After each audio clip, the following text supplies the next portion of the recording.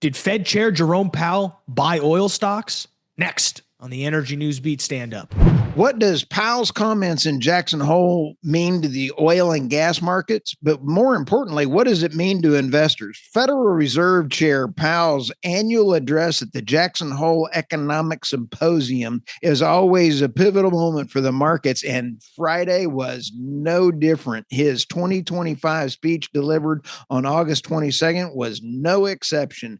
Titled, Michael, Monetary Policy and the Fed's Framework for Review. You can't buy this kind of entertainment. It did shake the market up, probably even more than Cracker Barrel, but let's keep going. Economic growth was decelerated around 1.2 in 2025, down from the previous year's pace. A notable update was revisions to the Fed longer run goals, moving away from the 2020 average inflation targeting. Michael, this is important. And why is it important for the oil and gas? Because it also means if he does go down 25 points in their next meeting, it means cheaper money for bigger oil companies when they go to try to do more drilling, because we need trillions of dollars just to meet normal decline curves. But what this also means is that for private investors, there will be everyone looking for, where am I going to get returns? This is critical.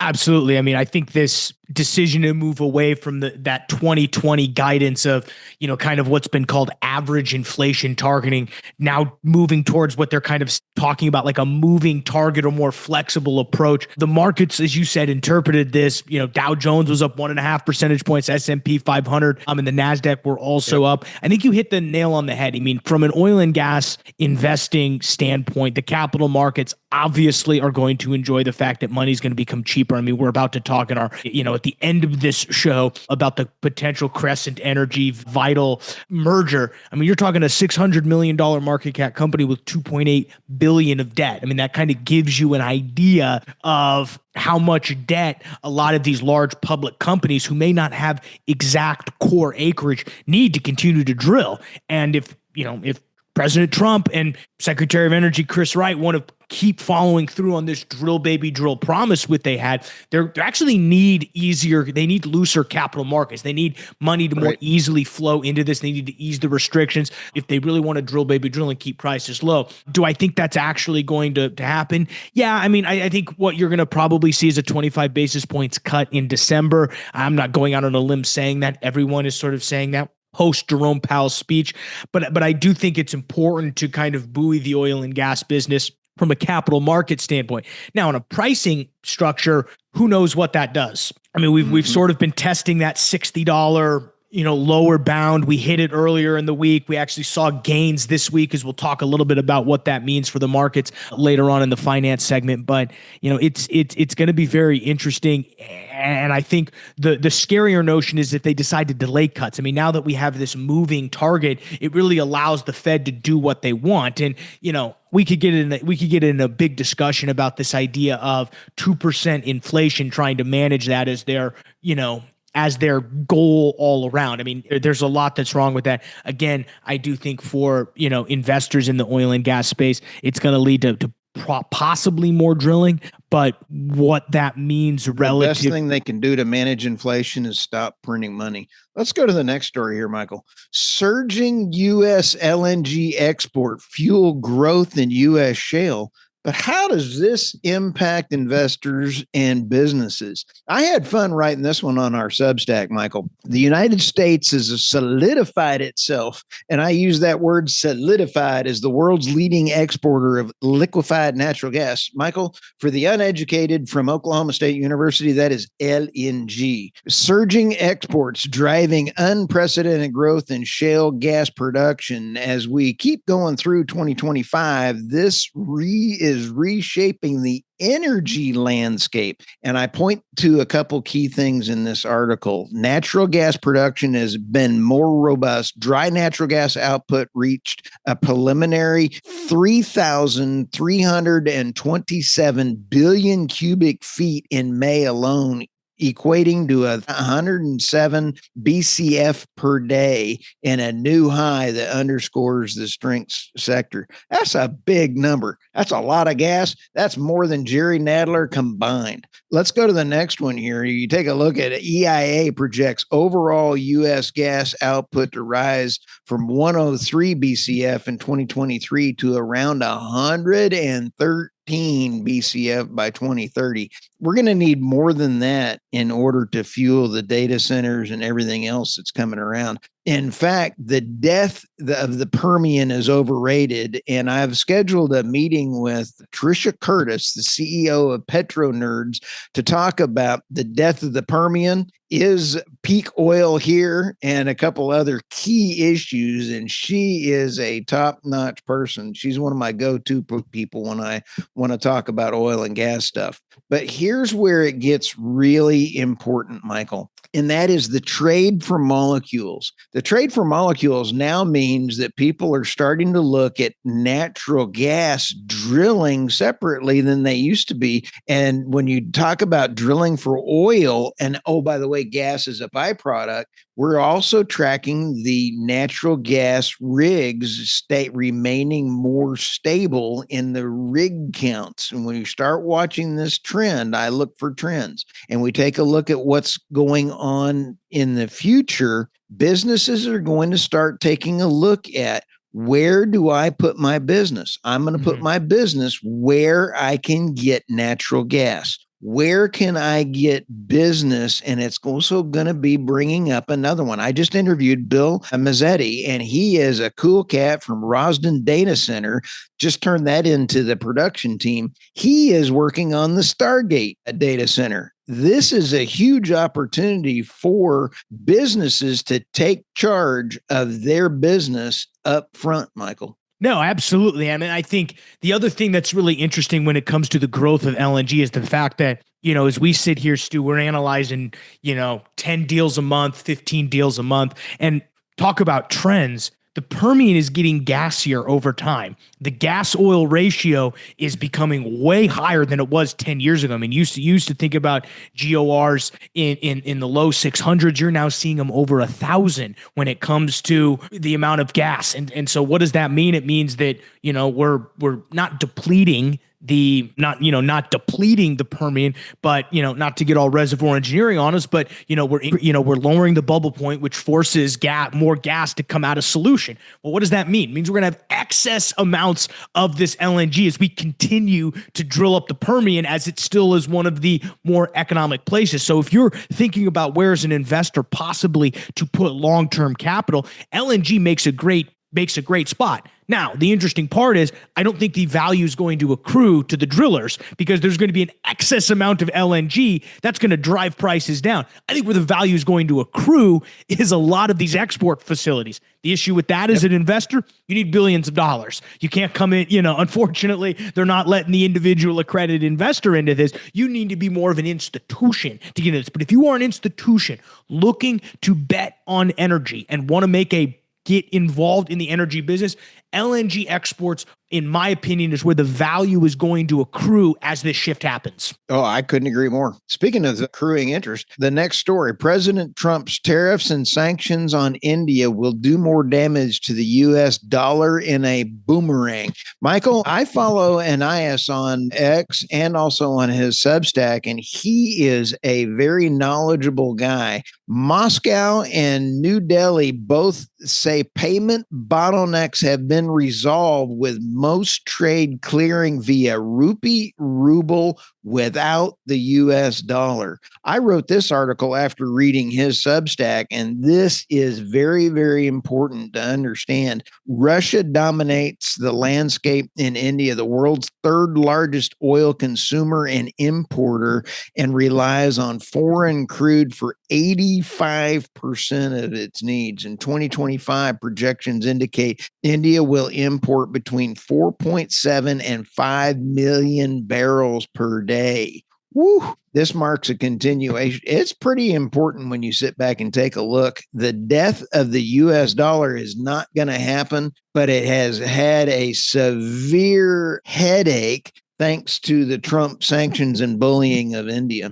No, I mean you're absolutely right. I think it's the pressure on President Trump if he wants to end this war swiftly. I think he understands it goes through India and China. The problem is there's a lot of other extenuating circumstances around that, and as we rightly covered in a video a couple weeks ago, there's a lot more hair on that dog than we might otherwise think. India has become the third largest oil both consumer and importer, and relies on about 85% of foreign crudes for its needs. To give you guys an idea, India will need to import about 4.7 to 5 million barrels per day, with demand expected to grow about 3.2 percentage points, which actually outpaces China at 1.7%. So, they need more. They need more oil. It's really a shame that the US dollar, it's sort of like the man behind the mirror a little bit that pops out and says, wait, it's just, the whole value of the dollar that's just based on the value of whatever the federal government says has clearly been deteriorated. You mentioned printing money.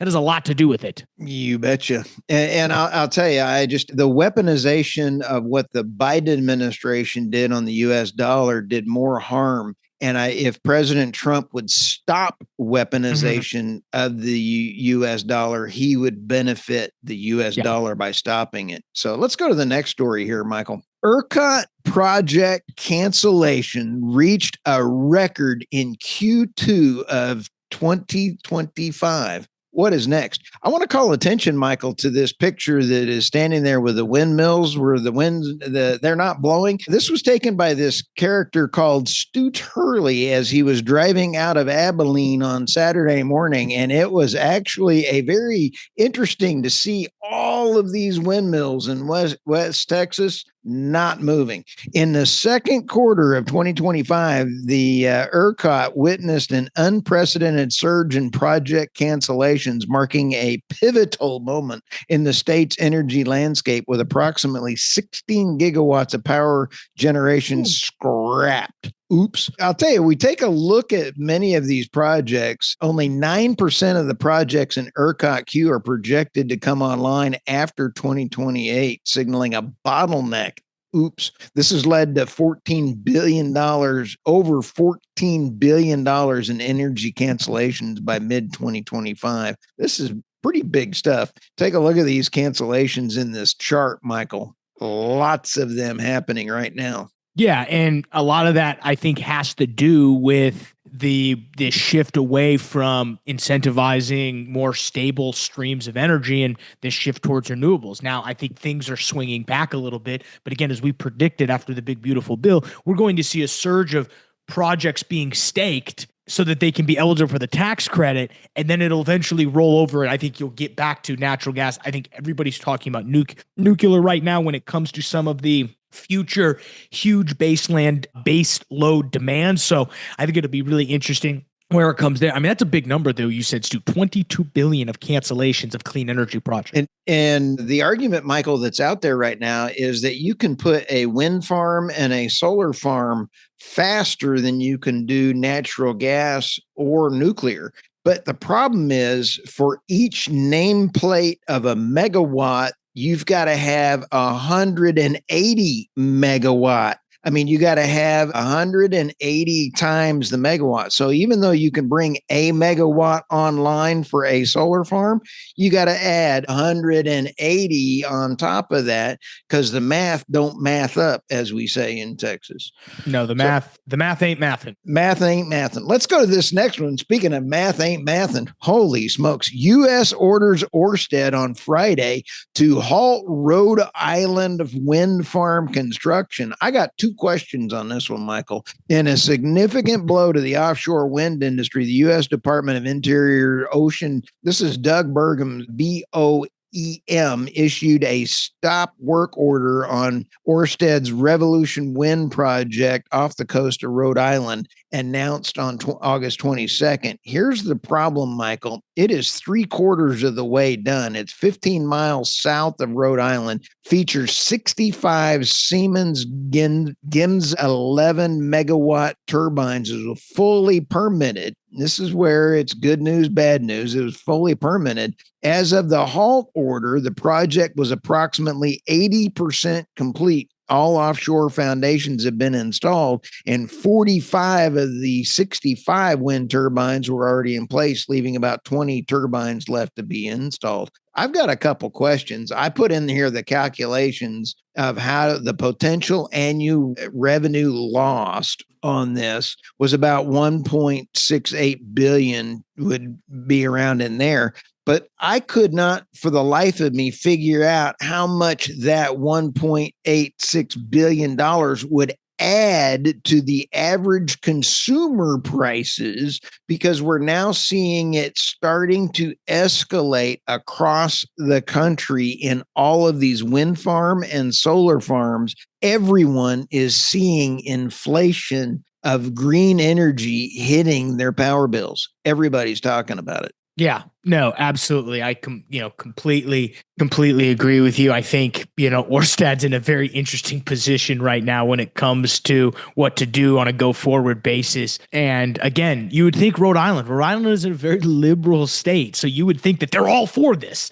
But again, it's a lot of this NIMBY stuff, not in my backyard. I mean, I think offshore wind is the worst. I mean, you can make an argument for solar in certain areas. You've got solar on your stuff. There's an argument for solar. There's an argument for onshore wind. It's probably less than solar, but offshore wind, in my opinion, there's very little argument for it. The costs do not outweigh the benefits. Absolutely. And the energy security, talk about security. You can sneak up to the United States now because of all the wind farms on the East Coast. And those things, radar does not do real well around wind farms. And I guarantee you, I would not want those sitting out there from a security standpoint. No, I'm completely with you there. I wouldn't want that either. So, I think you also mentioned the potential loss. It works out to about 84 million in annual revenue loss. So it's not even a real winner for them right there.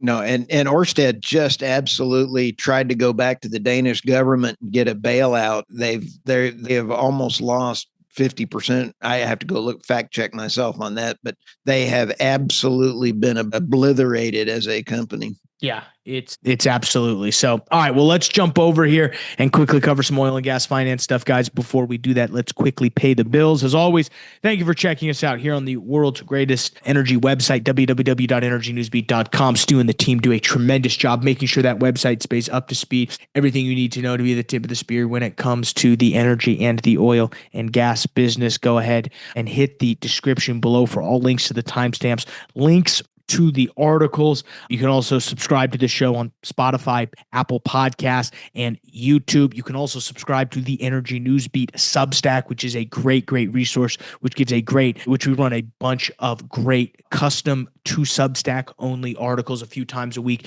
to keep you up to speed on what's going on in the broader energy ecosystem, how everything plays together. That's theenergynewsbeat.substack.com. Please consider subscribing there. We have both a free tier and a paid tier, which gets you a lot of custom content plus access to our entire archive. We also want to say shout out to friends of the show, Reese Energy Consulting, guys. If you are in the oil and gas space and you at all need help in the midstream space, Reese Energy Consulting has you covered, guys. They have a tremendous team of hundreds of years of experience on their executive team when it comes to dealing with things going on in the midstream business, whether you're an upstream company that needs help with your marketing or first purchases, whether you're a midstream company who just needs who needs a project done from an outsourced team, or you need some red team analysis, guys.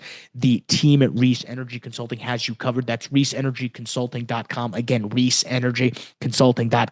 And finally, guys, if you are worried about what your tax bill is going to look like, I promise you we have a solution for you guys. Invest in oil.energynewsbeat.com. Go there, fill out our tax calculator, which gives you an idea of what your taxable income might be, and then also shows you what an investment in oil and gas of that amount, what it would do to your tax liability.